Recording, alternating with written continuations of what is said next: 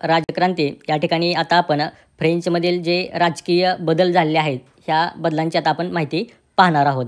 इसवी सन 1789मध्ये फ्रान्समधील जनतेने तेथील अनियंत्रित अशा अन्यायकारक राज्यशाही आणि सरंजामशाहीविरुद्ध उठाव केला आणि प्रजासत्ताकाची स्थापना केली. फ्रान्समधील जनतेने काय केलेलं आहे 1789मध्ये त्या ठिकाणी जी असलेली जी राज्यशाही आहे, सरंजामशाही आहे, ह्या सर्वांविरोधात काय केलेलं आहे उठाव केलेला आहे आणि त्या ठिकाणी राज्यशाहीच्या ऐवजी त्या ठिकाणी प्रजासत्ताकाची काय केली आहे स्थापना केलेली आहे.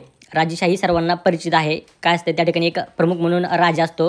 ह्या राजाचा पूर्ण त्याच्या राज्यामध्ये काय असतो नियंत्रण असतं किंवा त्याच्या पूर्ण नियंत्रणाखाली तो भाग चालत असतो. त्याच्यानंतर त्याचा मुलगा राजा बनत असतो, त्याच्यानंतर त्याचा मुलगा राजा बनत असतो. अशी एकंदरीत पद्धत असते राजशाहीमध्ये. त्याच्यानंतर पुढे आहे सरंजामशाही.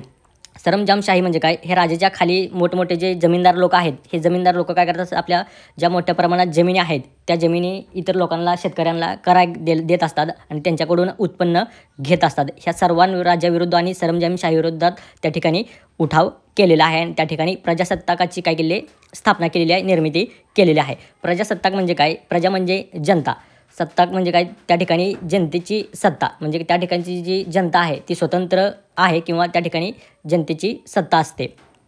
ही घटना फ्रेंच राजक्रांती म्हणून ओळखली जाते आणि ही जी घटना झाली आहे राजशाहीच्या विरोधात किंवा सरंजामशाहीच्या विरोधात, ह्या घटना फ्रेंच राजक्रांती म्हणून ओळखल्या जातात. फ्रेंच राजक्रांतीने जगाला स्वातंत्र्य, समता, बंधुता या मूल्यांची देणगी दिली आणि ह्या फ्रेंच जी राज्यक्रांती झालेली आहे ह्या राज्यक्रांतीने जगाला स्वातंत्र्य, समता, बंधुता ह्या मूल्यांची काय केली आहे देणगी दिलेली आहे. म्हणजे स्वातंत्र्य, समता, बंधू हे जी तत्त्व आहेत ह्या तत्त्वांची अनेक वेगवेगळ्या देशांना ओळख करून दिलेली आहे.